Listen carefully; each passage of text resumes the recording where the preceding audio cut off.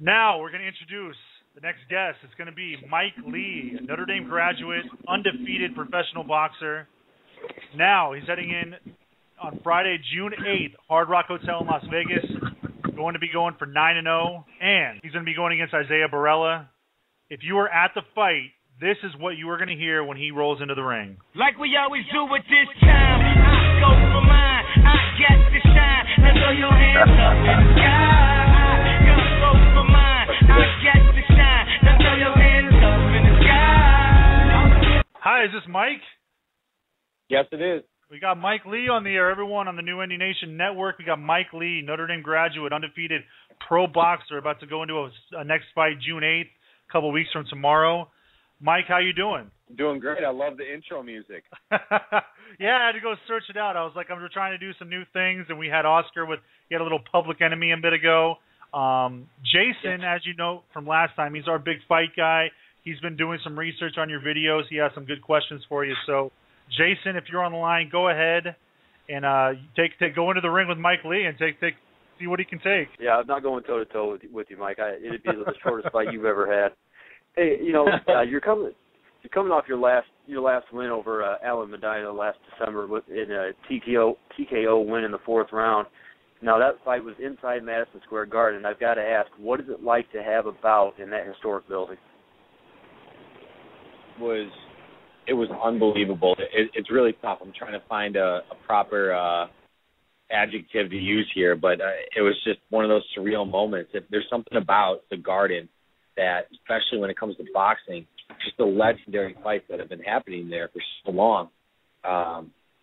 There was an energy in that building, and I think New York fans are really good fight fans, and they know their boxing. So for me, when I got that fourth round knockout and I heard the crowd going crazy, and afterwards coming out, and a lot of different people coming up to me and telling me I look good, that meant a lot to me. I know that New Yorkers are not false complimenters, so for me to have a good outing there at the Garden was a big deal to me. Yeah, that's awesome. And I know coming, being from Chicago, and I'm, obviously from the South Bend area, I grew up watching Michael Jordan and the Bulls and some of those great games that were in the Garden. So it had to be a great feeling from that standpoint. The last time you were on the show, we talked a little bit about working with the legendary Ronnie Shields as your trainer, and specifically about keeping your hand speed explosive, but also maintaining that real good power. And how do you feel you're coming along with that?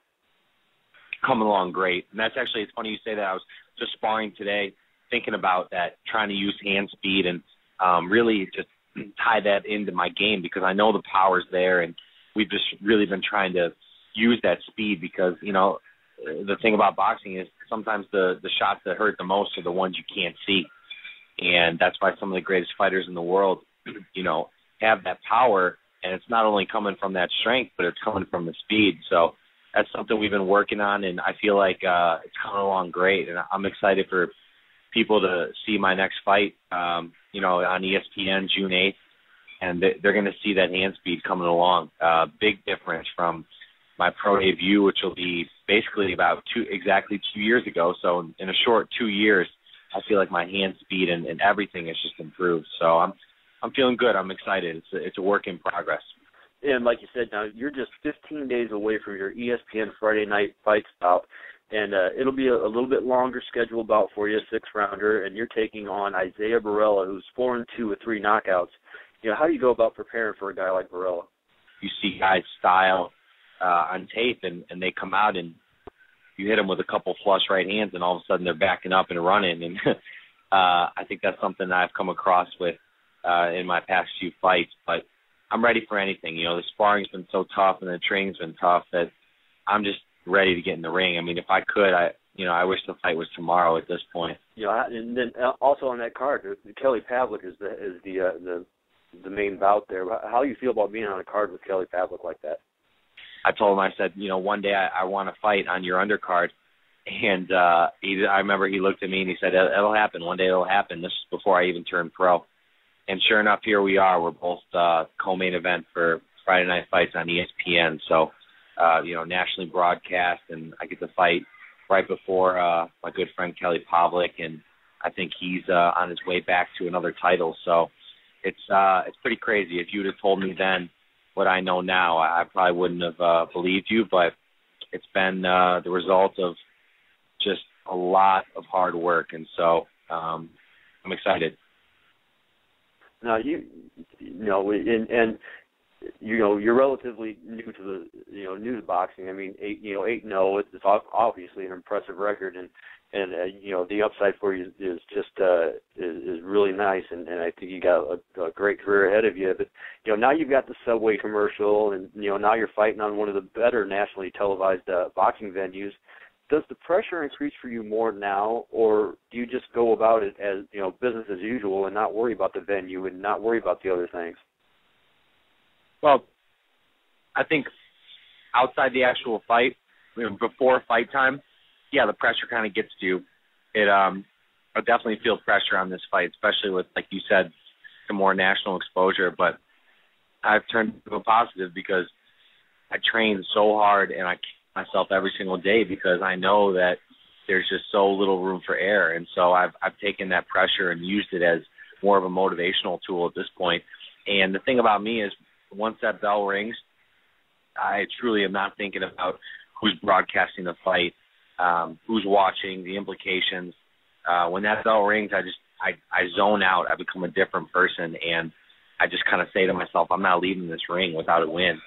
So all the pressure and build-up, I think, affects me before the fight. But when it's time to fight and everything's on the line, something clicks in me, and I just perform. So, that I think that's something that you either have and you don't have. Just been blessed to have that inside me. Well, I'll tell you, my son, he's 8 years old, and I grew up on boxing with sitting there on watching HBO and everything else with my dad, and now my son, he's 8 years old, and he's into it. He likes watching boxing, and we'll definitely be sitting there that Friday night getting ready to watch you go into action, and he knows all about you. So we obviously continued success to you. We wish nothing but the best for you, and look to see you really dominate in the light heavyweight division.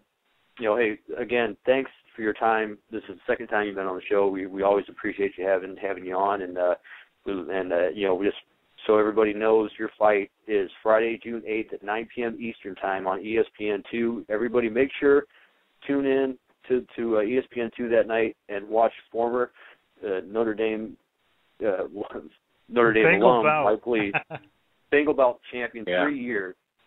Yeah, I mean, amazing. It's just an amazing story, and then the things you've done for the Bengal bouts and going to Bangladesh and everything is amazing. So, everybody make sure to tune in. Mike, I really appreciate having you on, and thank you for your time. Yeah, wait. Thank you. I really. Yeah, go ahead. I was going to say, I promise also I'd make sure you get a shout-out. Everyone, Mike is on Twitter and on Facebook, Mike Lee Boxer. That's at Mike Lee Boxer. Hit him up. He's going to share stuff about what is going on and what he's doing with the fights. And, yeah, echo what Jason said. We're looking forward to what you're doing. And I did have one question for you, Mike. If you go online and you look up Isaiah Barella, the only video you can get on the Internet, I'm sure you have better resources, was a really poorly shot iPhone video from about 10 rows back. Did you have something better than that when you were prepping for him? Yeah, definitely. I mean, that's the beauty of having Top Rank, is that they have some of the best matchmakers in the world and the best resources. So, but like I said earlier, it's more so me focusing on what I need to do. We have a few strategies, and I think my speed and power is just gonna come out. And so, thank you guys for all the support. I really appreciate it. And like you guys said, tune in June 8th because I plan on putting on a show, so I'm excited. I'd love to hear that right there. I'm planning on putting on a show. I will be tuning in. I know a lot of Notre Dame fans are tuning in, and I wanted to give you a shout-out from our other co-host, Connor McCann. He does a show on our network. He said he's been following you since for the last couple of years. He's a huge fan of yours, so he wanted to say he'll be checking you out, and if you get a chance to get on his show. But we're going to reserve you for ourselves for a little while, so thanks again. There you go. I'll sign an exclusive contract with you guys. You'd be the first one. Yeah. Well, thank you so much again, everyone. Mike Lee, professional boxer, Notre Dame graduate, on Twitter at Mike Lee Boxer. So, hey, good luck, my man. Thank you so much. Thanks, man. Talk to you soon. So everyone, again, we're going to reset that a little bit. This is Steve Herring and Jason Kripe on Down the Line on TNNDN Network. We just talked with Mike Lee getting ready for his next big fight. Jason and I were discussing a little bit. He had done a little bit of his homework, and I had as well. I mentioned that. I got online. I tried to look up some Isaiah Barella fights, and that one video was shot with an iPhone the wrong way. If you shoot it up and down, it can't expand when you go on a YouTube or whatever other sites. The guy was 2 tables back. I could see what he was drinking more clearly than the fighting action. But I have to say, Isaiah Barella looked, to be honest, he looked out of shape. The guy he was fighting looked out of shape, and that guy won that fight. So Mike Lee, I think he's got a chance to go in there and actually dominate. Jason, maybe back that up a little bit on what you've seen and what you think that as an expert and a student of boxing, what you think Mike can really do in his next fight and maybe in the future. Well, Mike has the upside that he has an upside that not a lot of fighters have. Like we mentioned, he's got, if anybody go in YouTube Mike Lee boxing or Mike Lee boxing on YouTube. Absolutely. Look it up and check out, I think that there's 8 fights on there, and they're not very long. A lot of them are really quick, but just look at his progression from his first pro fight going forward, and what you see and something that's always interesting. I'm a huge Roy Jones Jr. fan, always have been, and Mike Lee, he has that speed, that hand speed, and that power that Roy Jones had. And Roy Jones, I one time saw him put his hand behind his back, bouncing off the ropes as a guy came in. Before this guy knew it, he unleashed a right hand, a right cross, clocked that dude square in the chin, and the guy was done.